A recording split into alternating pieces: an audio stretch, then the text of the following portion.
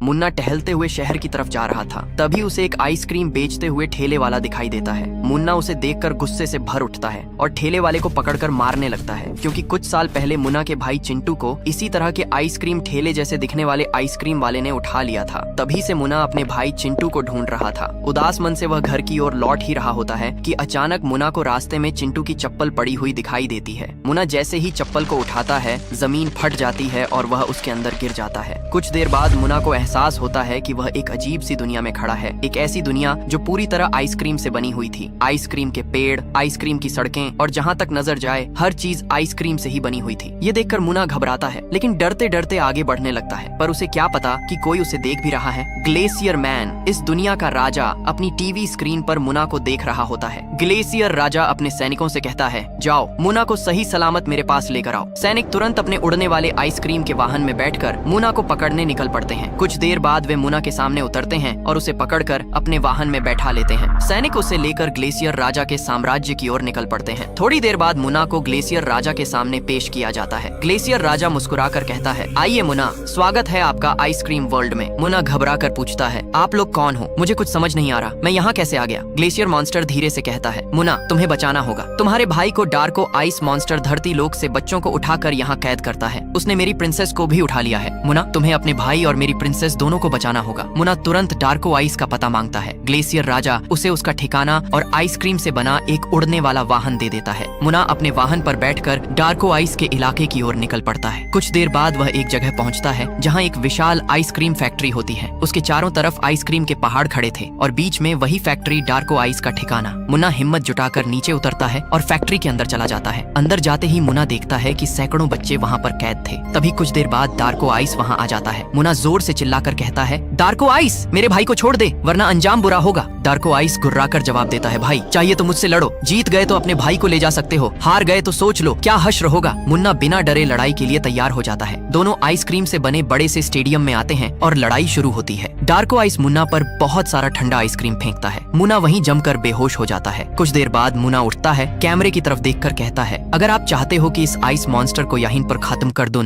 तो वीडियो को लाइक करो, चैनल को सब्सक्राइब करो और कमेंट में लिखो यस। इसके बाद दोबारा लड़ाई शुरू होती है। इस बार मुन्ना पूरी ताकत से डार्को आइस को एक जोरदार घूंसा मारता है। डार्को आइस पिघलकर वहीं खत्म हो जाता है। मुन्ना अपने भाई चिंटू और प्रिंसेस दोनों को आजाद कर देता है। वह प्रिंसेस को ग्लेशियर राजा के हवाले करता है और खुद खुशी खुशी धरती लोक वापस लौट आता है।